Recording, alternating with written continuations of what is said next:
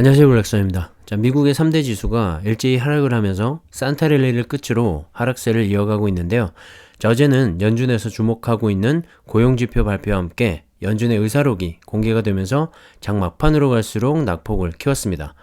다우지수는 1.07% 하락을 했고 S&P 500 지수도 1.94% 하락, 그리고 나스닥 지수는 3.34%나 급락을 하면서 기술주들의 낙폭이 상당히 컸는데요. 역시 금리 인상에 대한 우려감과 함께 미국의 10년물 국채 금리 상승이 나스닥의 낙폭을 가장 크게 키운 것 같습니다. 어제 지난해 12월 민간 고용지표가 발표가 됐는데요. 시장의 예상치보다 2배 이상 크게 늘어나면서 연준의 금리 인상에 힘을 싣는 모습이었는데요. 시장은 40만 건 정도를 예측했는데 80만 7천 건이 늘어나면서 고용이 빠르게 개선이 되고 있다는 걸 보여주었습니다. 델타 변이의 영향은 축소된 반면에 오미크론의 영향 또한 크지 않으면서 고용이 빠르게 회복되고 있는 모습이었는데요. 미 연준은 금리 인상의 조건으로 완전 고용을 강조해 왔었죠. 인플레이션은 지난해에 이어서 올해도 여전히 높은 수준으로 유지가 될 것 같고, 그렇게 된다면 연준의 금리 인상 전망이나 시기는 더욱 강화가 될 것 같습니다. 어제 나스닥의 하락폭이 가장 컸던 이유 중에 하나이고요. 그리고 두 번째는 지난해 12월 이 FOMC 정례 회의 의사록이 공개가 되는데, 경제와 노동시장 그리고 인플레이션 등을 고려했을 때 앞서 예상했던 것보다 더 일찍 좀 더 빠르게 기준금리를 올리는 것이 정당화될 수 있다고 언급을 했습니다. 테이퍼링 속도를 높이면서 3월달이 되면 자산 매입 축소가 끝이 나죠. 테이퍼링이 종료가 되는 건데요. 그렇게 되면 언제든지 3월 이후로는 언제든지 금리 인상을 할 수 있게 됩니다. 당시 회의에서 올해 3차례 정도 기준금리 인상을 전망했었는데, 의사록에 따르면 그보다 더 늘어날 수도 있고 금리 인상의 시기 또한 더 빨라질 수 있다는 말이죠. 당장 3월부터 금리 인상을 시작할 가능성이 크다는 전망이 나오면서 시장이 충격을 받은 것 같고요. 그보다 더 중요한 게 한 가지가 더 있었습니다. 바로 보유 중인 자산을 축소하는 양적 긴축을 시작할 수 있다고 예고를 한 건데요. 먼저 양적 긴축이 뭔지 한번 살펴봐야겠죠. 그래야지 이게 왜 그렇게 중요한지 알 수가 있을 텐데요. 사전적 의미를 살펴보시면 양적 긴축은 중앙은행이 보유한 채권을 매각하고 시중에 달러화를 회수하는 정책을 말합니다. 중앙은행, 즉 페드죠. 이 연준에서 채권을 사들이면서 돈을 풀어서 풍부한 유동성을 공급하는 이른바 양적 완화의 정반대 개념이다라고 보시면 될 것 같습니다. 코로나 이후로 양적 완화를 통해서 시중에 돈을 많이 풀었었죠. 연준에서 국채를 매입하면서 시중에 달러를 풀어서 경기를 회복시키려고 노력을 했고, 그 결과가 최근에 나타나고 있는데요. 그렇기 때문에 테이퍼링을 통해서 자산 매입 축소를 더 이상 하지 않고 채권 매입을 하지 않는 것이죠. 그런데 거기에 대해서 사들였던 채권을 다시 되팔아서 시중에 풀어놓은 풍부한 유동성, 즉 달러를 다시 걷어들이겠다는 겁니다. 그게 이번에 공개된 의사록에 적히면서 시장은 한 번 더 큰 충격을 받은 것 같고요. 이런 작업을 대차 대조표를 축소한다라고 표현을 하기도 하고요. 좌우 균형을 맞추는 거죠. 시장에서는 2024년부터 이런 양적 긴축을 예상하고 있었는데, 연준의 일부 참석자들이 기준금리 인상 시작 후 상대적으로 조기에 이 대차 대조표 규모를 줄이기 시작하는 것이 적절할 수 있다고 지적을 하면서 다소 비둘기파적이었던 연준이 올 들어서 완전 매파적으로 돌아서도 못해서 정말 공격적으로 물가 상승 억제 정책을 펼칠 것이다 라는 분위기가 감지가 되면서 시장의 분위기가 좋지 못했던 것 같습니다. 사실 지난 2008년 글로벌 금융위기 때는 2008년에 양적 완화를 단행했었고 2017년 말에서야 양적 긴축을 시작했었습니다. 아주 긴 시간을 두고 진행이 된 건데요. 이번에는 그 전보다 급진적으로 이루어질 가능성이 제기가 된 거죠. 금리 인상에도 인플레이션이 잡히지 않을 경우에 더 큰 혼란이 가중이 될 수가 있고, 그렇게 되면 오히려 증시와 금융시장에 악영향을 줄 수 있다는 분석이 있는 것 같습니다. 그런 우려 때문에 대차 대조표를 빠르게 축소하는 게 물가 안정을 잡는 데 더 효과적이라는 말인데요. 그래도 너무 갑작스러운 발표였죠. 시장은 예측 불가능을 가장 싫어하는 건데, 시장의 예상을 완전히 벗어난 이야기들이 나오면서 시장은 흔들리고 있고 당분간 이런 충격을 소화시키는 과정을 거쳐야 할 것 같습니다. 하지만 금리 인상을 한다는 건 경기가 좋아졌기 때문이라는 반증이기도 하니까요. 시장이 어느 정도 소화 과정을 거치고 나면 분명히 다시 상승할 거라고 생각을 합니다. 자, 그때까지 과정이 정말 힘들 수가 있는데요. 주식 투자라는 것이 항상 평탄할 수만은 없죠. 지속적으로 우상향을 해온 이 S&P 500 지수만 봐도 알 수가 있는데요. 자, 멀리서 보면 서서히 오르기만 한 것처럼 보이지만 자세히 들여다보면 그 속에서는 정말 수많은 우여곡절들이 묻혀 있습니다. 진흙탕을 건너기도 하고 배를 저어가야 할 때도 있고 오르막과 내리막을 거치면서 서서히 올라선 건데요. 지금 우리가 서 있는 그 시점만 보게 되면 힘들 수도 있습니다. 하지만 좀 더 멀리서 큰 그림에서 지켜본다면 상승하는 과정의 일부라고 생각할 수가 있고요. 잘 이겨내시면 좋을 것 같습니다. 제가 그저께인가요? 국채금리가 오르고 있는데 아직 주목하고 있지 않다라고 말씀을 드리면서 주가가 많이 올라왔기 때문에 언제 떨어져도 이상하지 않다라고 말씀을 드렸는데 정말 말하기가 무섭게 이틀 연속으로 국채금리가 주목을 받으면서 급등을 보이고 있습니다. 어제 전고점까지 올랐었죠. 1.7%를 넘어섰는데요. 지금도 계속 오르고 있는 모습입니다. 1.732%까지 상승을 한 수치인데 이렇게 되면 2019년 12월 이후 가장 높은 상승률을 기록하는 거고요. 코로나 이전 수준까지 회복을 한 겁니다. 산타랠리가 끝나자마자 연준의 이 의사록 발표와 함께 치솟고 있는 국채금리인데요. 사실은 12월 초에 연준의 조기 테이퍼링 발표와 함께 올랐어도 올랐어야 하는데 오미크론의 여파로 인해서 주춤하면서 못 올랐던 금리가 연초부터 좀 세게 오르고 있는 것 같습니다. 자, 국채금리의 상승은 기준금리의 인상이 다가왔다는 말이기도 하고 성장성을 기반으로 하는 이 기술주 중심의 나스닥 지수에는 가장 큰 영향을 미칠 수밖에 없기 때문에 당분간 나스닥의 조정은 불가피해 보이고요. 하지만 또 어느 정도 소화 과정을 거치면 실적 시즌이 곧 돌아오니까 다시 반등하지 않을까 생각을 합니다. 차이나 전기차 얘기를 좀 해볼까 하는데요. 자, 요즘 너무 많이 떨어져서 불안하시고 걱정도 되고 정말 팔아야 하나 안 오르면 어쩌나 하는 이런저런 고민이 많으실 겁니다. 자, 물론 국내 2차 전지도 마찬가지고요. 조정을 좀 받고 있죠.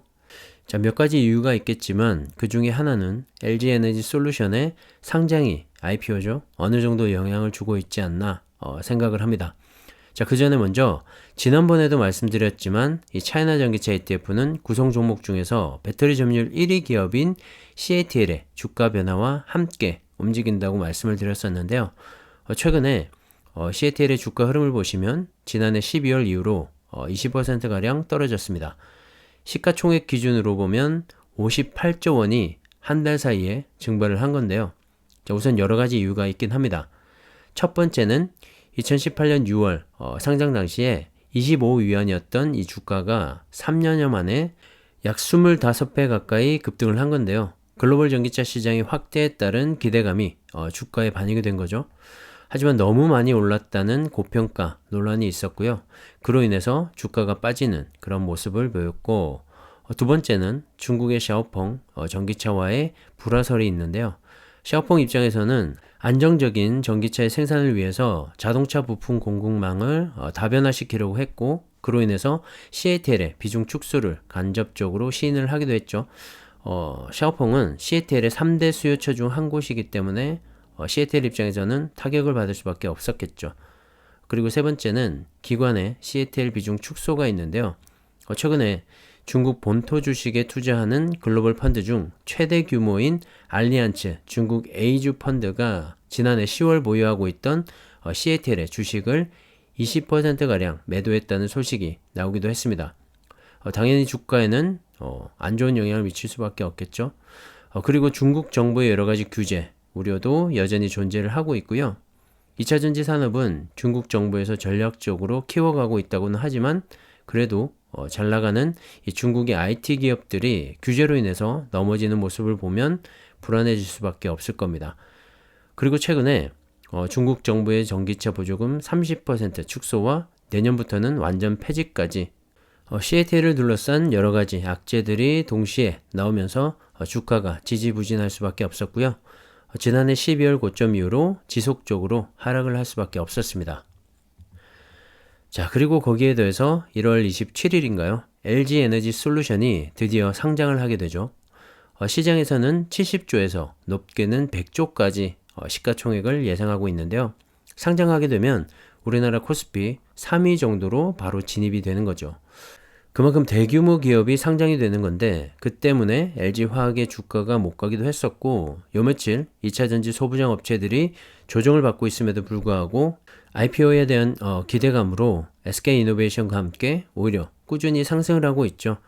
LG에너지솔루션의 상장 시기에 앞서 이 대주주로서 기업 가치 평가를 다시 받고 있는 모습입니다. 자, 그런데 LG에너지솔루션이 상장을 준비하면서 피어그룹, 즉 기업 가치 책정을 위한 비교 회사로 CATL과 삼성 SDI를 선정했었는데요.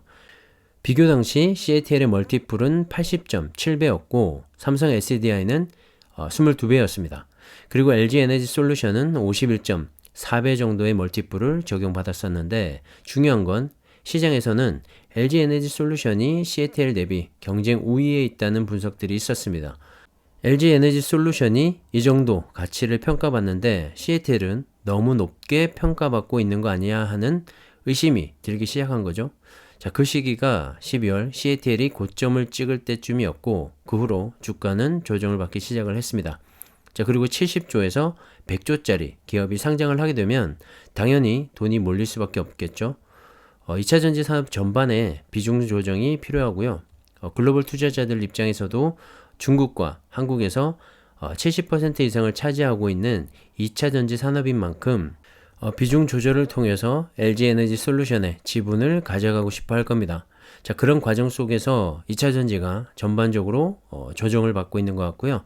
LG에너지솔루션이 거대한 블랙홀이 되어서 국내의 이 전반적인 증시에도 영향을 끼치고 있는 것 같고 2차전지 산업의 전반적인 구조조정에도 영향을 끼치고 있는 것 같습니다. 자, 그런데 여러분, 2차전지 산업의 구조적인 성장성이 훼손이 되었나요? 전혀 그렇지가 않죠. 오히려 LG에너지솔루션이나 SK온 등 2차전지 배터리 기업들은 IPO를 통해서 투자금을 끌어모아서 더 많은 공장을 지으려고 하고 있습니다. CATL도 마찬가지죠. 대규모 유상증자를 통해서 중국뿐만 아니라 유럽과 전 세계 각지에서 캐펙스 증가에 노력을 하고 있습니다. 그 말은 아직 갈 길이 멀었다는 얘기죠. 지금 당장 LG에너지솔루션의 상장으로 인해서 2차전지 산업 전반이 요동치고 있긴 하지만 그 이후에는 어떻게 될까요? 그 수많은 전기차들의 배터리를 과연 누가 감당을 할 수가 있을까요? 여전히 한국과 중국의 배터리 업체들이 이끌어가게 될 거라고 생각을 하고요. CATL의 매출액과 영업이익 또한 증가를 할 수밖에 없을 겁니다. 자, 이건 비단 CATL뿐만 아니라 2차전지 관련 업체들의 전반적인 흐름이 그렇게 되겠죠. 그리고 전 세계 전기차와 자동차 시장에서 중국에 판매되고 있는 비중을 보시면 정말 쉽게 이해가 되실 텐데요. 황색 선이 전 세계 자동차 시장에서 중국에서 판매되고 있는 자동차의 비중이고요.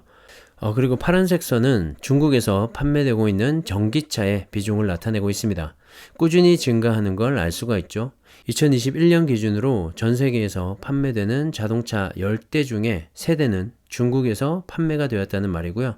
전기차는 47%의 침투율로 10대 중에 5대는 중국에서 판매가 되었다는 말입니다. 자, 중국을 빼고는 전기차 시장을 얘기하기 어려울 것 같고요. 자, 전 세계 1등 전기차 기업인 테슬라의 중국 시장 매출 비중을 살펴봐도 전체 판매량의 42%가량이 중국에서 나오고 있습니다. 자, 중국에서 판매되고 있는 전기차의 그 배터리 대부분은 중국에서 생산된 이 배터리를 사용하고 있고요. CATL과 BYD 등이 그 혜택을 볼 수밖에 없는 그런 상황인 것이죠. 자, 그리고 전 세계 자동차 기업의 시총을 비교해 보면 테슬라가 상징하는 이 전기차의 영향력이 어느 정도인지 쉽게 알 수가 있는데요. 지난 3일 기준으로 1조 2,050억 달러를 기록했는데 2위인 도요타부터 13위인 장성자동차까지 12개 회사의 시가총액을 다 합쳐도 테슬라에 못 미치는 수준입니다. 그만큼 이제는 이 전기차로 넘어갈 수밖에 없는 상황인 것이고, 기존의 완성차 업체들도 모두 이 전기차로의 대대적인 전환을 선언하고 있는 상황이죠. 전기차가 뜨면 가장 큰 수혜는 누가 보게 될까요? 저는 배터리 업체라고 생각을 하고요. 점점 더 치열해지는 이 전기차 시장보다는 그들의 경쟁이 어찌 되든 상관없이 모두를 전기차 업체 모두를 고객으로 둘 수 있는 배터리 기업들이야말로 전기차 시대의 가장 큰 수혜 기업이라고 생각을 합니다. 지금 주가가 좀 빠진다고 전혀 두려워할 필요가 없다는 거죠. 자, 중국의 이 전기차 시장은 2020년 108만 대에서 작년에 270만 대로 1년 사이에 150% 이상 성장을 했습니다.